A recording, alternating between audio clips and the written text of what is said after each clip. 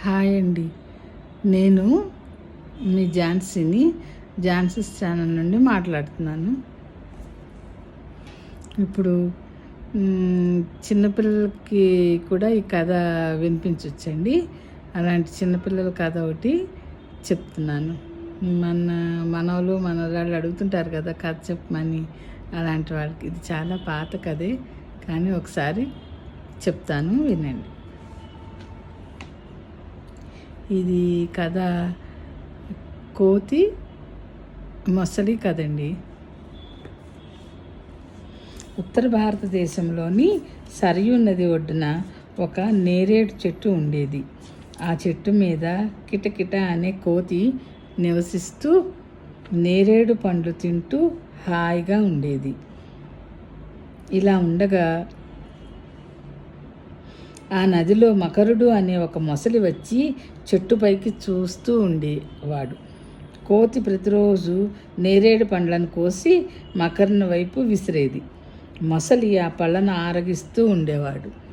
కొన్ని పళ్ళను మొసలి భార్య మకరీకి కూడా పట్టుకెళ్ళమని చెప్పేది.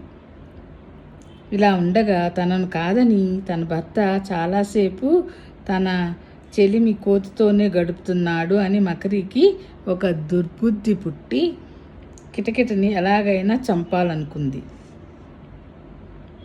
ఎప్పటిలానే మకరుడు కోతి వద్దకు వెళ్ళి నేరేడు పళ్ళు తీసుకుని వస్తూనే ఉన్నాడు. ఒకరోజు మకరి భర్తతో తనకు తీవ్రమైన జబ్బు చేసిందని, దానికి మందు కోతి గుండె అని వైద్యులు చెప్పారని అంది. మకరుడు దిగ్భ్రాంతి చెంది అది తనకు సాధ్యం కాని పని అన్నాడు. తనకు కావలసిన మిత్రుడు అతని గుండెకాయ ఎలా తీసుకురావడం అని అనుకున్నాడు. మకరి అలక ఎక్కువయింది. నా మీద ప్రేమంటూ ఉంటే నీవు నీ మిత్రుడి గుండెకాయ తీసుకుని వస్తావు, లేదా నీకు నాకు అంతే అని అంది. మకరుడికి దిక్కు తోచడం లేదు. చివరకు సరే అని కోతి గుండెకాయ తీసుకురావడానికి సమ్మతించాడు. మకరుడు చెట్టు వద్దకు వెళ్ళి తన స్వగృహానికి విందుకు రమ్మని కిటకిటని ఆహ్వానించాడు. మకరుని ఇంటికి విందుకు వెళ్ళడానికి కిటకిట ఒప్పుకుంది. ఎలా వెళ్ళడం? నాకు ఈత రాదు, నీటిలో మునిగిపోతాను అని కిటకిట అంది. దానికి సమాధానంగా నేను నా వీపుపై నిన్ను కూర్చొనిబెట్టుకుని జాగ్రత్తగా తీసుకుని వెళ్తానని మకరుడు అన్నాడు. సరే అంది కిటకిట. కోతి పేరు అన్నమాట అండి కిటకిట. అప్పుడు మొసలి వీపు మీద కోతి కూర్చున్న తర్వాత నీటిపై ప్రయాణం సాగుతూ ఉంది. దారిలో మకరుడు అసలు విషయం బయటపెట్టాడు. నా భార్యకు జబ్బు చేసింది, దీనికి కోతి గుండెకాయ మందు అని వైద్యుల సలహా అన్నాడు. కిటకిట వెంటనే మకరమిత్రమా, ఈ సంగతి నాకు అక్కడే చెప్పలేకపోయావా?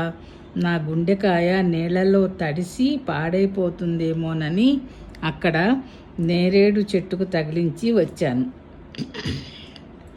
నన్ను మరలా ఆ చెట్టు దగ్గరకు తీసుకువెళితే దానిని తీసి నీకు ఇస్తాను అని అంది.